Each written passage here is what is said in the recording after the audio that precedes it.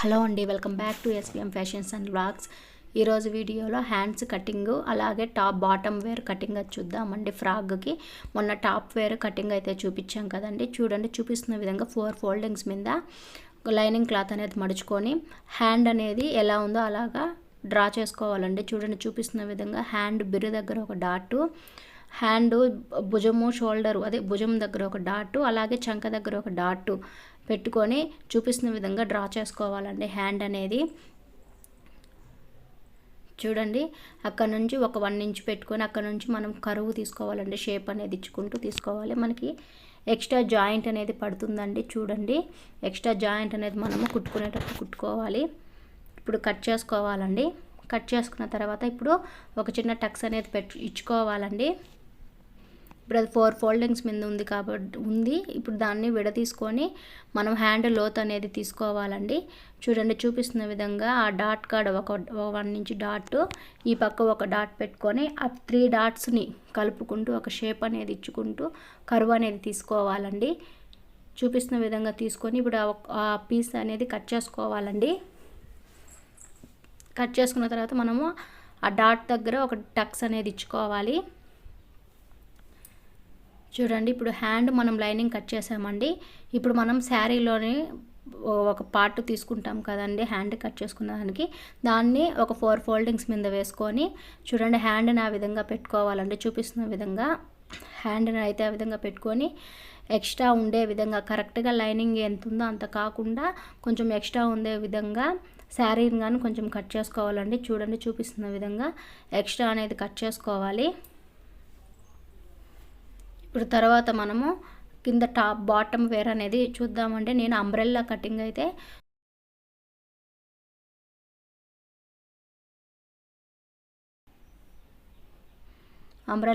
కాబట్టి ముందుగా మనకి ఒక 3 మీటర్స్ కానీ 4 మీటర్స్ కానీ తీసుకోవాలండి. చూడండి, చూపిస్తున్న విధంగా 4 ఫోల్డింగ్స్ వేసుకొని మళ్ళీ దాన్ని కోన్ షేప్లో చూడండి, చూపిస్తున్న విధంగా కోన్ షేప్లో ఆ విధంగా ఫోల్డింగ్ అనేది చేసుకోవాలండి. ఇప్పుడు నేను కుడుతున్నది సిల్క్ది కాబట్టి చాలా జాగ్రత్తగా మీరు ఏది కుడతారో ఆ క్లాత్ చాలా జాగ్రత్తగా ఆ ఫోల్డింగ్స్ దగ్గర కానివ్వండి జారిపోతూ ఉంటుంటాయండి. సిల్క్ క్లాత్ నిదానంగా నీట్గా అడ్జస్ట్మెంట్ చేసుకుంటూ కట్ చేసుకోవాలండి. కొత్తగా నేర్చుకునే వాళ్ళకైతే నిదానంగా కట్ చేసుకోవాలండి. చూడండి, చూపిస్తున్న విధంగా కోన్ షేప్లో అయితే పెట్టుకొని ఇప్పుడు మనము నడుము లూజ్ అనేది గుర్తుపెట్టుకోవాలండి. మనం బ్యాక్ పార్ట్ ముందుగా కట్ చేసుకుంటాం కదండి, బ్యాక్ పార్ట్ని డబల్ ఫోల్డింగ్ ఉంటుంది బ్యాక్ పార్ట్, దాన్ని మళ్ళీ ఇంకో ఫోల్డింగ్ అనేది వేసుకుంటే 4 ఫోల్డింగ్స్ వస్తుందండి. చూడండి, చూపిస్తున్న విధంగా పైన టాప్ వేర్లో పెట్టుకొని 2 వైపులా చూపిస్తున్న విధంగా ఆ పక్క ఒక డాట్ ఈ పక్క ఒక డాట్ పెట్టుకోవాలండి. కరెక్ట్గా కాకుండా కొంచెము కిందికి పెట్టుకోవాలండి. ఒక 1/2 ఇంచు కిందకి పెట్టుకొని ఆ రెండు డాట్లని కొంచెం రౌండ్ షేప్ అనేది ఇచ్చుకుంటూ కలుపుకోవాలండి. స్ట్రైట్గా ఇవ్వకూడదండి, రౌండ్ షేప్ అనేది ఇచ్చుకుంటూ కలుపుకోవాలండి. ఇప్పుడు మనము టాప్ బాటమ్ వేరు ఎంత పొడవు ఉందో ఒకసారి మీరు ఆది డ్రెస్ ఉంటుంది కదండి, దాంట్లో చెక్ చేసుకోండి ఎంత పొడవు ఉంటుందో. చూడండి, ఎలా మెజర్మెంట్ చేసుకోవాలంటే మనం కోన్ షేప్ తీసుకున్నాం కదండి, అక్కడి నుంచి మీకైతే ఎంత ఉందో అంత పెట్టుకొని ఒక కింద ఫోల్డింగ్ అనేది చేసుకుంటాం కదండి, అంచు మడిచి కుట్టుకుంటారు కొంతమంది జిగ్జాగ్ అనేది వేసుకుంటుంటారు. కొంచెం ఒక 1/2 ఇంచ్ ఎక్స్ట్రా ఉండే విధంగా ఖర్చు అనేది పెట్టుకోవాలండి. ఒక 1/2 ఇంచ్ ఎక్స్ట్రా ఉండే విధంగా పెట్టుకోవాలండి. చూడండి, నేనైతే 40 పెట్టుకుంటున్నానండి. మీకు ఎంత వస్తుందో అంత పెట్టుకోండి. ఇప్పుడు అదేవిధంగా టేప్ అనేది కదల్చకుండా పైవైపున టేప్ అనేది అలానే పట్టుకుంటూ మనం టేపుని కింది వైపు కదుల్చుకుంటూ 40 దగ్గర మనము డాట్ అనేది చేసుకుంటూ పోవాలండి. పైవైపున టేప్ అనేది కదలకుండా అదేవిధంగా కింది వైపున టేపుని జరుపుకుంటూ డ్రా చేసుకోవాలండి. చూడండి, చూపిస్తున్న విధంగా డ్రా చేసుకొని 40 దగ్గర పెట్టుకోవాలండి. మీకు ఎంత వస్తుందో అంత పెట్టుకోండి. చూడండి, రౌండ్గా డ్రా చేసుకోవాలండి. ఇప్పుడు రౌండ్గా డ్రా చేసుకున్న తర్వాత ఇప్పుడు కట్ చేసుకోవాలండి. ఖచ్చితంగా మనం అంబ్రెల్లా కటింగ్ కట్ చేసుకుంటున్నాం కాబట్టి జాయింట్ అనేది పడుతుందండి.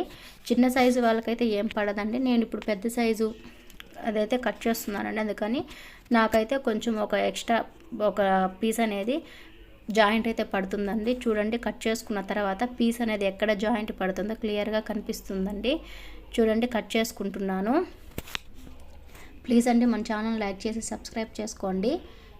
చూడండి, కట్ చేసుకున్న తర్వాత మనకి పీస్ ఎక్కడ జాయింట్ పడుతుందో తెలుస్తుంది. చూడండి మన నాకు ఆ ఒక్క రవ్వ పీస్ అనేది జాయింట్ పడుతుంది. ఇప్పుడు అదే విధంగా పై వైపున మనము డ్రా చేసుకున్నాం కదండి, అదే విధంగా పై వైపున కూడా కట్ చేసుకోవాలండి. చూడండి కట్ చేసుకుంటున్నాను. ఇప్పుడు అదే విధంగా మనము ఈ శారీలో చీర అయితే ఎలా కట్ చేసుకున్నామో అంబ్రెల్లా కటింగు, అదే విధంగా లైనింగ్ను కూడా మనం అదే విధంగా కటింగ్ అయితే చేసుకోవాలండి.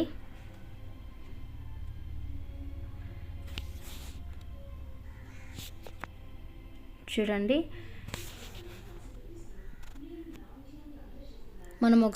మనం ఎన్ని లేయర్స్ వచ్చాయో ఒకసారి చెక్ చేసుకోవాలండి. చూడండి మనకైతే సరిపోతుందండి ఎన్ని లేయర్స్ వచ్చాయో ఒకసారి చెక్ చేసుకోండి. ఇప్పుడు అదే విధంగా లైనింగ్ కనుక కట్ చేసుకుందామండి. ఇప్పుడు అదే విధంగా లైనింగ్ కానీ కట్ చేసుకుందామండి.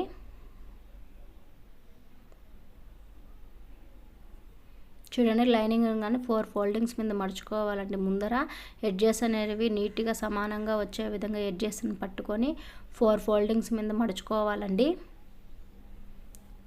ప్లీజ్ అండి మన ఛానల్ లైక్ చేసి సబ్స్క్రైబ్ చేసుకొని బెల్ సింబల్ ఆన్లో పెట్టుకోండి. మనం ఎప్పుడు వీడియో పెట్టిన నోటిఫికేషన్ రూపంలో వస్తూ ఉంటుందండి.